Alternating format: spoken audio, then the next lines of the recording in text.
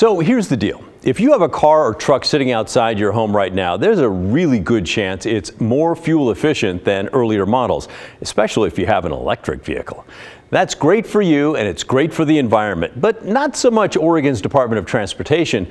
They count on you paying a gas tax at the pump. That money pays for the upkeep of roads and bridges and other transportation things. In Oregon, the state part of the tax is about 38 cents a gallon. Washington drivers, you're paying 49 cents a gallon. And WSDOT, by the way, is feeling the same squeeze as Oregon. And yes, I know there are local and federal taxes on top of those state taxes, but let's not get distracted, people. Let's stick with the state tax. As more people go hybrid or electric, there's a looming problem of not enough of that gas tax money coming in. The problem has been looming for a while, which is why Oregon started a task force way back in 2001 to study the issue. It's been pumping out reports regularly ever since. Along the way, ODOT created this website and a program called OREGO, where drivers can sign up to volunteer for a program where they pay a fee for every mile they drive on public roads. Currently, it's just under 2 cents a mile. It's not really gaining that much traction. Only about 700 people are currently signed up right now. They either report their mileage to the state or it's tracked using GPS devices. Those driving hybrids and electric are paying less than the rest. Hybrids still at the gas pump, the rest of us still at the gas pump, electric not so much. For the folks that are still at the gas pump, each quarter their account is balanced and there's a credit of a mileage fee against the gas tax just so they're not paying twice. Even though the program is still small, the number of drivers, the idea has grown and spread across the country, and it looks inevitable for Oregon and other states.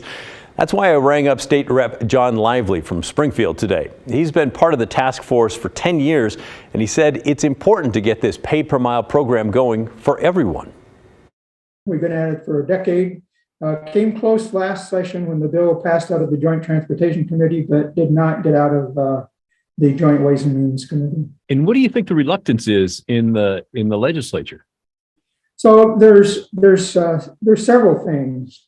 First, rural Oregon is concerned that somehow this would disadvantage them. There's some perceptions that a road user fee, from the standpoint of charging per mile, would penalize people in theory in rural that they believe they drive more miles than people in rural. What we've shown, though, in doing the studies, that's just not true. People in urban centers make multiple short trips, but those short trips in many cases add up to far more miles than are being driven by farmers in that. So first, this perception about it would cost them more is not correct. Well, about that, I double checked and I can hear some of you in rural Oregon. Stop it, you're using choice words to disagree. ODOT says the average driver in north central Oregon pays about $386 a year in gas tax. In Portland, the average driver pays about $229 a year in gas tax. So yes, you folks in rural areas are paying more, much more, because probably you drive more. But the point is, you would not be punished or treated unfairly under this new plan because you're already being punished under the current gas tax plan. If you paid per mile, you would just pay more than someone in Portland like you're paying more than someone in Portland now. It would still be the way things are now. By the way, if the legislature passes the bill this year, it would likely take effect with new cars and new trucks sold in 2028. Those buyers would be forced into this program. The rest of you would not, but eventually you'd get something new and you would eventually be forced in some way as well. But it would not impact you right away. Another concern folks have, according to Rep. Lively, is privacy. Now, many, probably like you right now, are worrying about, well, how would the state keep track of the miles we drive? Lots of people do worry about Big Brother monitoring them. I told him I thought it was a valid concern.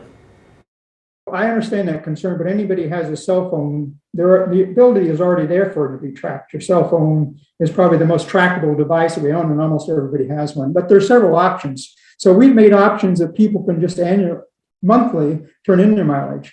So they can tell us where the mileage started, where the mileage didn't. And so that's one way they can report it versus reporting it all car. So there's several ways in which people could report their mileage. But the key in doing it automatically is the systems now in place allow us to know whether they're driving on state highways, on private roads, because our goal isn't to charge them for driving on private roads, but only when they're using the state transportation system.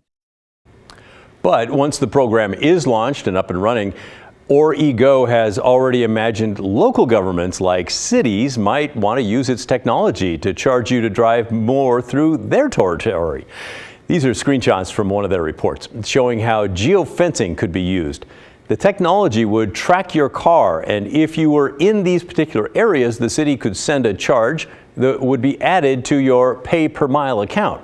Now, as far as I can tell, that's only part of a plan that is theoretical, but it does show you what they're thinking about for the future. In the meantime, Representative John Lively is gearing up to try and push the pay-per-mile plan through the 2023 legislature. And just so you know, he walks his talk. I asked if he was impressed enough with the pay-per-mile plan to use it himself. Yes, I am. I volunteered several years ago as part of the program, and I have installed one of those devices in my car that they automatically track my mileage, and then I get on a quarterly basis, I get a bill that I either owe them more money, depending on the efficiency of my car, because it's rated. So depending on the efficiency of my car and the trips I've been taking, I either owe them some money or I broke even, because it's the fee now is just calculated on what the mileage would be based on the gas tax. So what the gas tax would be per mile. And so I think on any quarter, the most I've paid is $16 over the quarter, where my car wasn't efficient as we thought it was going to be. So impressive. He's in the program. Again, this will not happen unless Oregon lawmakers pass a bill making the pay per mile mandatory. And because it's a tax program, only the legislature has the power to make it mandatory. If that happens, you would be forced to use it only if you buy a new car in 2028 and in the years after that. So what do you think of that idea? Are you already part of the ODOT program? Please share your thoughts with us and let us know. You could email our address. The address is thestory@kgw.com, or call and leave us a voicemail, 503-226-5090. I look forward to hearing from you.